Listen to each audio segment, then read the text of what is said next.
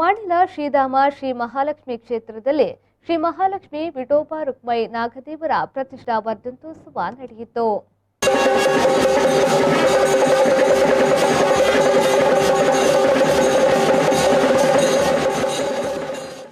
ಮಾಡಿಲ ಶ್ರೀಧಾಮ ಶ್ರೀ ಮಹಾಲಕ್ಷ್ಮಿ ಕ್ಷೇತ್ರದ ಶ್ರೀ ಮೋಹನದಾಸ ಪರಮಹಂಸ ಸ್ವಾಮೀಜಿ ಆಶೀರ್ವಚನ ನೀಡಿ ಪೂರ್ವಜರ ಆಚಾರ ವಿಚಾರ ಸಂಪ್ರದಾಯಗಳನ್ನು ಮುಂದುವರಿಸಬೇಕು. ದೇವರು ಒಲಿದರೆ ಅಸಾಧ್ಯವಾದ ಕಾರ್ಯ ಯಾವುದೂ ಇಲ್ಲ. ಮಾಡಿಲ ಶ್ರೀಧಾಮ ಶ್ರೀ ಮಹಾಲಕ್ಷ್ಮಿ ಕ್ಷೇತ್ರದ ಪ್ರತಿಷ್ಠೆ ನೆರವೇರಿ 25 ವರ್ಷಗಳನ್ನು ಪೂರೈಸಲಾಗುತ್ತಿದ್ದು ಸಂಭ್ರಮದಿಂದ ಆಚರಿಸಲಾಗುವುದೆಂದು ಹೇಳಿದರು.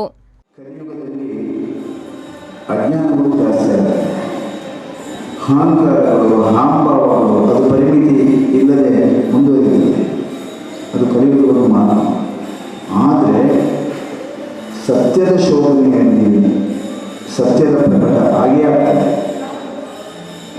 ಸತ್ಯ ಯಾವತ್ತೂ ಅದು ಎಲ್ಲಿಯೂ ತನ್ನ ಮಹಿಮೆಯನ್ನು, ತನ್ನ ಮಹತ್ವವನ್ನು ಕಳ್ಕೊಳ್ಳೋದಿಲ್ಲ. ಇದು ಕಲಿಯುಗದಲ್ಲಿ ಆದರೂ ಅಷ್ಟೇ, ಯಾವ ಯುಗದಲ್ಲಿಯೂ ಇದು ಉತ್ತರವನ್ನು ಕೊಡ್ತಾ ಬಂದಿದೆ. ಯಾವ ಯಾವ ಕಾಲಕ್ಕೆ ಯಾವ ಯಾವ ಉತ್ತರ ಬೇಕೋ ಅದನ್ನು ನೀಡ್ತಾ ಬರತಕ್ಕಂಥ ಈ ದೇಶದಲ್ಲಿ ನಾವೆಲ್ಲ ಯೋಚನೆ ಮಾಡಬೇಕು. ಚಲನ, ಜೀವನ, ಮರಣ 3 ಪದಗಳ ಅರ್ಥ ಬಹಳ ಅರ್ಥಗರ್ಭಿತವಾದ. ಈ 3 ಪ್ರತಿಯೊಬ್ಬರು ಜೀವರಾಶಿಗೆ ಅನಿರೀಕ್ಷಿತ ಮತ್ತು ಅನಿವಾರ್ಯ.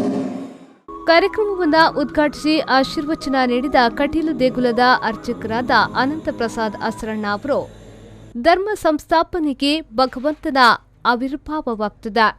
ಮಾಡಿಲದಲ್ಲಿ ಶ್ರೀ ಮಹಾಲಕ್ಷ್ಮಿಯನ್ನ ಪ್ರತಿಷ್ಠಾಪಿಸಿ ಆರಾಧಿಸಿದ ಶ್ರೀಗಳಿಗೆ ಇಲ್ಲಿ ದೇವಿಯ ಅನುಗ್ರಹವಿದೆ ಎಂದರು.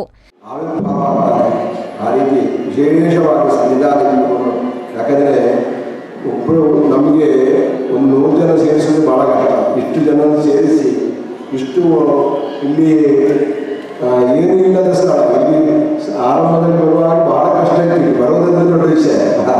ಈಗ ಒಳ್ಳೆ ಇಲ್ಲಿ ಬೆಂಗಳೂರಿನ ಬಸ್ ಸಹ ಬರುವಂಥ ಸ್ಥಿತಿ ಬಂದಿದೆ ಅಂತ ಅಷ್ಟು ಮೇಲತ್ತರಕ್ಕೆ ಏರಲ್ಪಟ್ಟಿದೆ. ಆಚೆ ಕೇರಳ, ಈಚೆ ಕರ್ನಾಟಕ ಅಂತಹ ಒಂದು ಗಡಿ ಪ್ರದೇಶದಲ್ಲಿ ಇಷ್ಟು ಒಳ್ಳೆಯ ಕ್ಷೇತ್ರ ಆವಿರ್ಭಾವ ಆಗಿದೆ.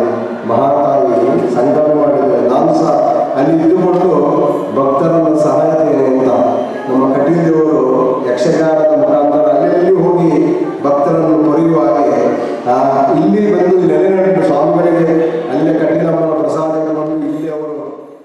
ಕಟೀಲು ದೇಗುಲದ ಅರ್ಚಕ ಕಮಲಾದೇವಿ ಪ್ರಸಾದ ಅಸ್ತ್ರಣ ಆಶೀರ್ವಚನ ನೀಡಿದ್ರು.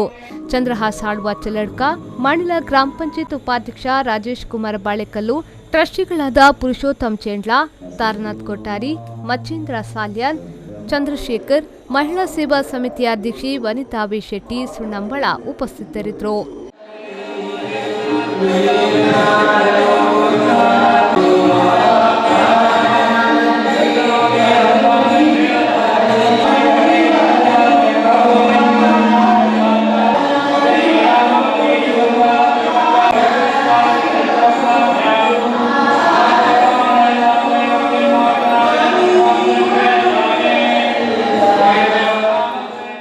ಮೊಹಮ್ಮದ್ ಅಲಿ, ವಿ4 ನ್ಯೂಸ್, ವಿಟ್ಲ.